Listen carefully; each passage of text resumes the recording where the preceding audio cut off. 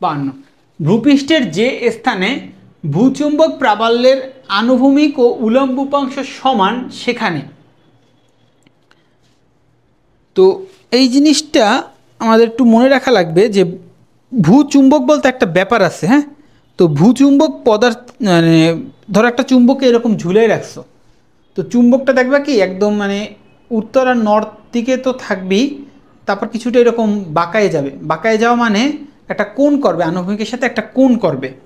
তো যখন আমাদের বিনতি কোণ 45 ডিগ্রি, তখন আনুভূমিক ও উলম্ব উপাংশ দুইটা সমান হয়ে যায়। ওই উপাংশ যদি ভাগ করো, ওই যে এ কস থিটা আর এ সাইন থিটা, ওইখানে যদি ভাগ করো তাইলে বিনতি কোণটা যখন 45 ডিগ্রি থাকবে তখন দুইটি উপাংশ সমান হয়। তো এখন আবার কোশ্চেন করতে পারো যে ভাই বিনতি কোণ কী, আনুভূমিক উলম্ব উপাংশ কী। তো এগুলো আপাতত মেডিকেলের স্টুডেন্টের জন্য মানে বোঝার তেমন একটা দরকার নাই।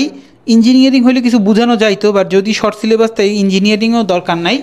তবে বুঝতে যদি চাও তাইলে ওই জায়গাটা একটু রিডিং পড়ো দেন যদি কারো তারপর একটু বোঝার ইচ্ছা থাকে যে ভাই আমাদের এই জিনিসগুলো রিডিং পড়ে মুখস্থ রাখতে পারতেছি না, মানে আমি অ্যাকচুয়ালি তোমাদের জায়গায় থাকলে এই বিনতি কোণ এত হইলে এরকম মুখস্থ করতে পারতাম না, তাই একটু বুঝে বুঝে পড়লে মুখস্থ থাকে। যদি দরকার হয় তাহলে আমাদের ভিডিওটার নিচে কমেন্ট করে যে ভাই বিনতি কোণ এগুলো একটু হালকা করে 5-10 মিনিটের মধ্যে একটু বুঝিয়ে দেন, তখন আমি হালকা করে বুঝিয়ে দেবো অনেক। আপাতত পরের কোশ্চেনটা